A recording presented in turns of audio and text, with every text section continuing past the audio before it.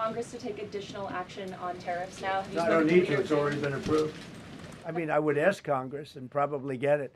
When people look at the real numbers, and you look at hundreds of billions of dollars that have come into our country. Yesterday, I was at a steel plant, as you know, and I went to great place, great plant, great, wonderful people. And they were telling me, I said to them, you were there, a lot of the press in this room. Of course, I don't think this plane's big enough to take the press in this room, but a lot of the press right here. We were in Georgia. And I said to the owner, I made a speech at a factory. They make steel products. And I said, how are you? Nice to meet you. How's business? President, I'd love to kiss you. This is a very powerful man. I don't want to be kissed by that man. But a very powerful, strong man. He's been in the steel business for many years. His father started it. And he said, sir, I want to kiss you. I said, why? He said, because we were down to working 1 hour a week. And then you came in and imposed tariffs. And all of that foreign junk that they were dropping into our country stopped. And we're now going to double shifts, 7 days a week, and we may be very soon going to 24 hours around the clock, almost 7 days a week. He said, sir, I want to kiss you so badly. And I said, no, thank you. But you know what? He just to finalize it, he said, oh, this is a great place in Georgia. He said, all up and down the highway. Same exact answer, sir. We're all going out of business. We're going to go bankrupt. We're all going out of business. And now every one of us are thriving, and we're hiring people like we haven't. He said, like I've never, and he's been in business for, I think, 45 years, like we've never hired before. That's because of tariffs. And we're going to keep it going the same way. And you're going to start to see the results in a year from now when all those factories start that are under construction right now. You see all the construction numbers are so good.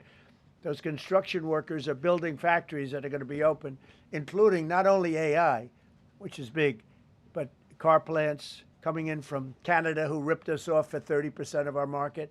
Mexico ripped us off for a big portion. Over the years, they've taken our market. They've taken our cars. They manufacture them in Japan, Germany, and all over the place because nobody's standing in this position. The position I have as President of the United States had the insight, the courage, well, I don't know what it is, to charge tariffs. You can make your product outside. You can put our people out of business. You can put everybody on the unemployment rolls. But if you're going to make a car in some other country, you're going to pay a 15, 20, 30% tariff. And those things would have never happened. We wouldn't have lost our business. Same thing with, as an example, Taiwan. Taiwan came in. They stole our chip business. They make chips. For 30 years longer, they made chip, and they put our companies. Intel would be now the largest company. I saved Intel. I literally saved it at the beginning of this administration. And now all those companies in Taiwan are building factories in Arizona, Texas, and various other places because they don't want to pay tariffs. They're all pouring into the United States.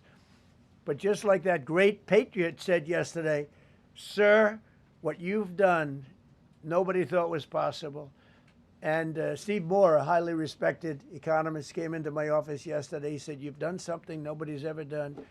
22 Nobel Prize winners in economics said we would right now be in a recession. And you said, no, we're going to have a booming country. We're going to have a booming country. You were right. All 22 were wrong, and you were right. This country is booming, and it's booming because of the election on November 5th, and it's booming for another reason. It's booming because of tariffs. Yeah, please.